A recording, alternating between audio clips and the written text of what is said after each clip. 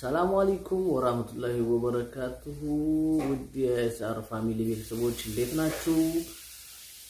ጁማ ሙባረክ ብለናል። ዛሬ የውመል ጁምዓ ነው ማለት ነው እና እንዴት ናችሁ? እናንተ ጋር ጁምዓ እንዴት እያለፈ ነው? እኛ ጋር አሪፍ ነበር።